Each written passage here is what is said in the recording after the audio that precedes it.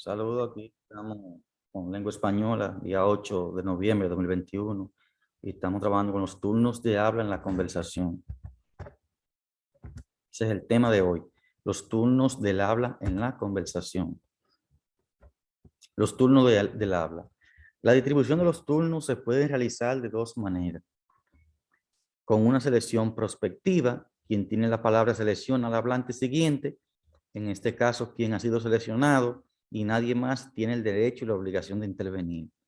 O con una autoselección, uno de los interlocutores comienza a hablar cuando se produce un lugar de transición relevante o un punto en el que es posible, es decir, aceptado socialmente con las normas de cortesía, el cambio de hablante. ¿Qué es lo que nos dicen los turnos de habla? Y cuando nosotros tenemos una conversación, siempre los turnos se van alternando. Es decir, si son dos personas, habla uno, termina, habla el otro, termina, y luego vuelve a hablar el primero y termina, y así se van alternando para que sea una conversación.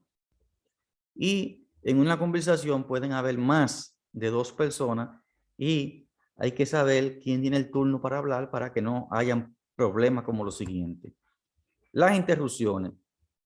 Muchas veces cuando hay varias personas, más de dos, en las conversaciones surgen lo que son las interrupciones.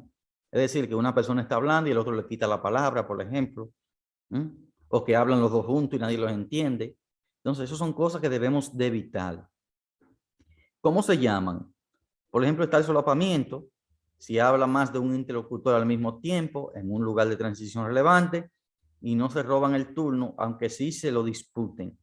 Eso se llama solapamiento. Nosotros debemos de evitar los solapamientos. Cuando usted está conversando y hay una persona que está hablando, usted debe primero de escuchar y esperar su turno para luego hablar.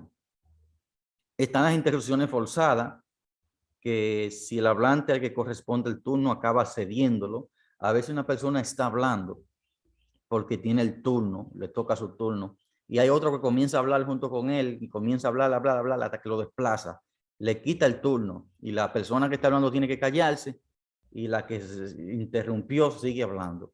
Eso le llaman interrupciones forzadas. También están los intentos de interrupciones que suceden cerca de un lugar de transición relevante. Con ellas, lo que se resalta es la intrusión del segundo hablante y lo que se consigue es reforzar más la posesión del turno del hablante que lo ocupa. Es decir, a veces uno está hablando y hay personas que intentan quitarle el turno para hablarle a ellos. Entonces uno continúa y no se para y la otra persona desiste, es decir, deja que uno termine.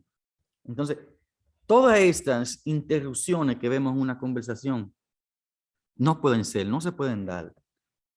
Hay que pensar que para eso están los turnos. A veces no tienen que decirle a uno, mire, el turno es suyo, o el turno es usted, o hable usted. Uno se da cuenta porque la persona que está hablando hace como si terminara, ¿verdad? Entonces, eso hay que evitarlo. Aquí tenía el trabajito para hoy. Conteste las siguientes preguntas. ¿Te gusta participar en conversaciones con tus amigos? ¿Qué debemos hacer cuando conversamos con alguien y él está hablando? ¿Cuándo debemos hablar nosotros? ¿Tú crees que es correcto interrumpir al que habla? ¿Crees que debemos esperar nuestro turno para hablar? ¿Te gustaría que te interrumpan cuando hablas? ¿Por qué? Entonces, estas son las que vas a copiar con el tema anterior que vimos, ¿verdad? Los turnos de la conversación y la fecha, y vas a llenar estas preguntitas. Cualquier duda que tengan, entonces me escriben para poder ya aclararle.